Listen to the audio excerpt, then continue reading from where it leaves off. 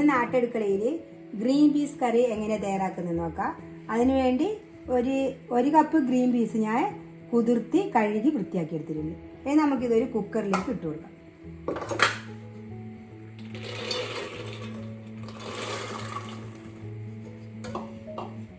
ഇനി ഇതിലേക്ക് ചേർക്കുന്നത് 2 സവാള അരിഞ്ഞത്, 2 പച്ചമുളക്. അത് നമുക്ക് എരിവിനനുസരിച്ചിട്ടുള്ള പച്ചമുളക് എടുക്കാം.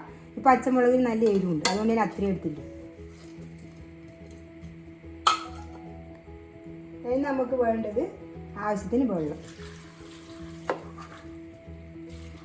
ഇത് ഒഴിച്ച് വേവിച്ചെടുക്കാം.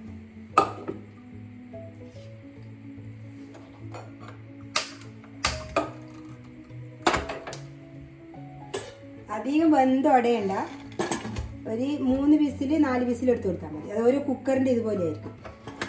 ഇനി ഇത് വെന്ത് വരട്ടെ. ഇതിന് അരക്കാനായിട്ട് ഞാൻ ഒരു അരമുറി തേങ്ങ, കുറച്ച് അണ്ടിപ്പരിപ്പ് എടുത്തിട്ടുണ്ട്.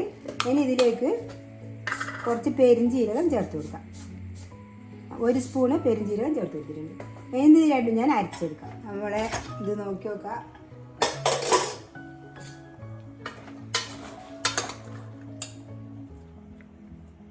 നന്നായി വെന്തിട്ടുണ്ട്. ഞാനൊരു 3 വിസിലാണ് ഇതിന് എടുത്തിട്ടുള്ളത്. നന്നായി വെന്തിട്ടുണ്ട്. ഇനി നമുക്ക് അരച്ച് വെച്ചത് ഇതിലേക്ക് കലക്കി കൊടുക്കാം. ആവശ്യത്തിന് ഉപ്പ് ചേർത്ത് കൊടുക്കാം.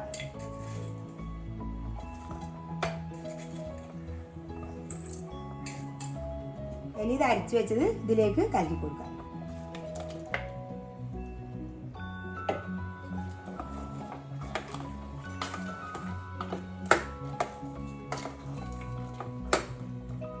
കുറച്ചുകൂടി വെള്ളം ചേർത്ത് കൊടുക്കാം.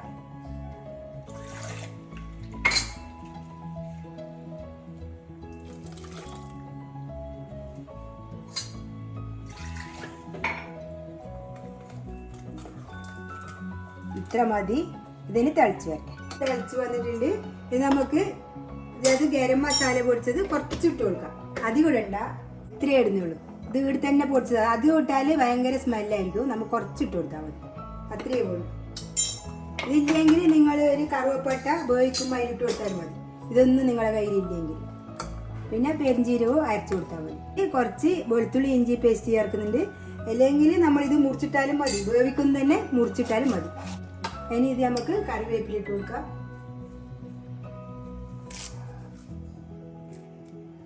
ഇനി തീ ഓഫാക്കാം. ഇനി നമുക്കിതിലേക്ക് കുറച്ച് വെളിച്ചെണ്ണ ഒഴിച്ചു കൊടുക്കാം. ഇത്ര മതി. നല്ല ടേസ്റ്റുള്ള കറിയാന്ന്. നമ്മളെ ചപ്പാത്തീൻ്റെ കൂടെയും ഏതിൻ്റെ കൂടെയും കഴിക്കാം. ഇത് നല്ല ടേസ്റ്റ്. ഇങ്ങനെ വെച്ചാൽ എല്ലാവരും ഇതേപോലെ ഒന്ന് ഉണ്ടാക്കി വെക്കുക. എൻ്റെ വീഡിയോ ഇഷ്ടപ്പെട്ടെങ്കിൽ ലൈക്ക് ചെയ്യുക, ഷെയർ ചെയ്യുക, സബ്സ്ക്രൈബ് ചെയ്യുക.